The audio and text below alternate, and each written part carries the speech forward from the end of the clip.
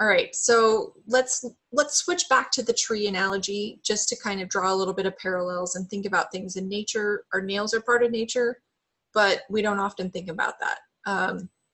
So for a tree, things are going to affect their growth. If there is a drought and there's not enough water, it's not going to grow as much, and it's going to preserve all of its energy. All of its energy is going to go to its roots and its trunk to keep the part alive.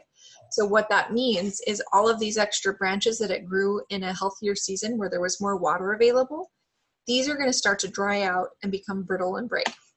If there's a lot of excess wind, it's going to strip away all of the moisture. It's going to shape all of the branches. It's going to do a whole bunch of things structurally to the tree. If there's a flood, too much water is going to cause issues. It's going to, all of a sudden, the roots and the base of it, I'm like, oh my gosh, this is way too much. What are we going to do with all of this? It's structure. It can rot. It can do all of these other things. Too much is not a good thing. It can get disease. So things like flood or damage or other things can cause disease.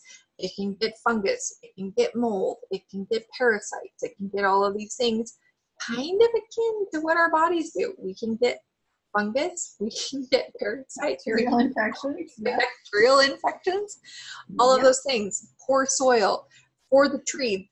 It's like for us, that's our diet. What are we eating? What's in the soil? What does this tree have to eat to build its building blocks of health and its cells and all of those things? It totally relates to this. Lack of care. If nobody loves this tree, if it's out on its own, if it's in a tough place, and nobody's giving it what it needs, it's going to suffer damage. If there's a windstorm or like our crazy snowmageddon here in Seattle that took down so many branches of other things, if they're like it's weakened because of parasites and fungus and winter comes and it takes down a big portion of the main branches, it's a big deal for the whole overall well-being of the tree. So taking this back to our nails, I want to take it away of the things that affect your nail growth. Okay. So just like, goodness, it's pretty much the same as what you went through with the tree. I mean, our diet's a big deal. If our making sure that we make sure we drink enough water. We've got to stay hydrated. Because your nail bed is not going to pump up enough moisture if you're dehydrated. Yep. It's going to go again towards preserving the core. Poor health if you've got any health issues. A disease. The body that is not at ease. Disease means dis-ease. So that's just telling you that your body is not comfortable. It's not happy. All of your energy has to go to fighting off things that are not working right instead of preserving. Exactly. A surgery, you are going to heal from that surgery, but in the meantime, while you're healing, you're going to be a hot mess. And so I experienced that when I had abdominal surgery, and it took me about 1.5 years to heal properly. Well, my nails were breaking for 1.5 years. It was just like, well, they're going to be short. And guess what? I knew it was coming, and it was exactly month 4. It was like right at 4 months, that's when they started breaking. And I'm like, oh, well, hello, that's when the surgery happened. Hello. Right?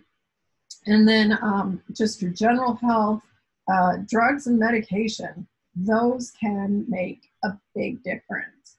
And not in necessarily a good way. Stress. Oh my gosh. Stress. Can we just like talk about stress? I don't have any stress. I'm fine.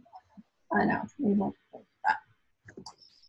So yeah, stress is a big one, and we tend to not really think about that, but it really lumps into, if you're stressed, it's good stress and bad stress, both ways. It's an extra, your body produces cortisol when you're stressed, and it can be a good stress, like getting married or having a baby or making a move to a better place or taking a new job.